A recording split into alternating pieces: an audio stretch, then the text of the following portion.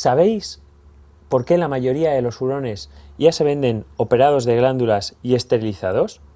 Bien, en este vídeo os voy a tratar de hacer un pequeño resumen de no solo por qué se venden operados de glándulas y esterilizados, sino también en qué consiste esta operación, de la que mucha gente habla y realmente desconoce cuál es la técnica y qué se hace en cada animal. Pues bien, un macho esterilizado lo que haríamos sería castrarlo, es decir, quitarle los testículos, de tal manera que nos quedaría de este modo.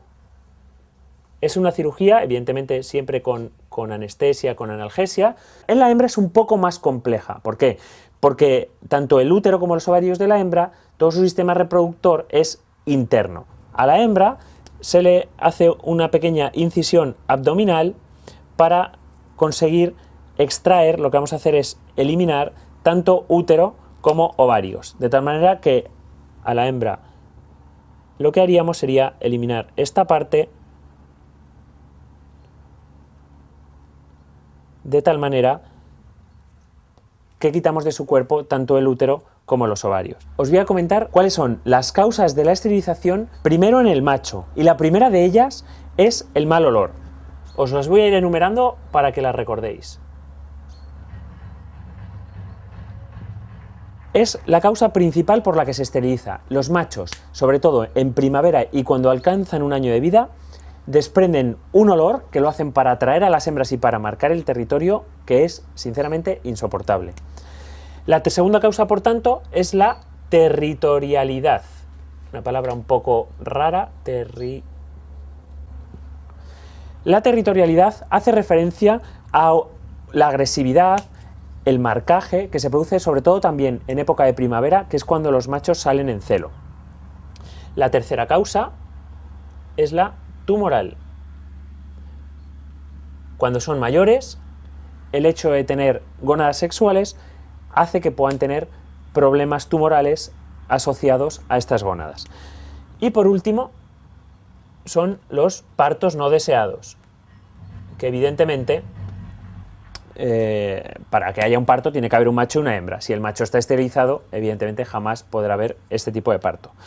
Pues esto sería en el macho, y ahora os voy a explicar las causas de la esterilización en la hembra.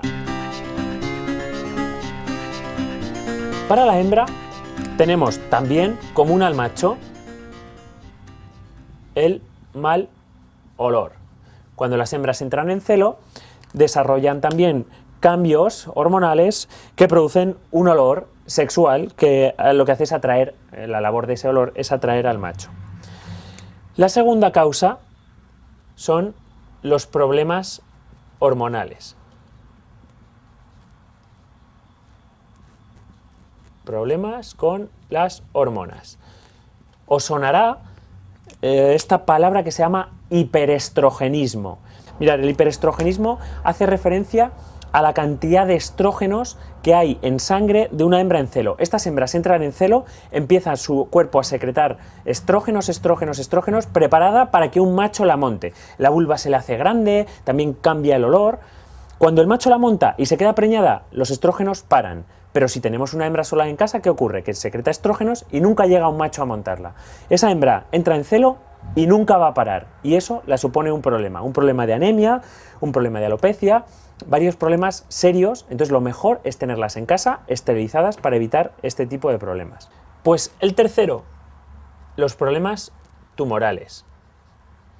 Aunque son poco frecuentes los problemas de tumores en útero y ovarios, también cuando son mayores, a partir de 5 años, pueden ocurrir.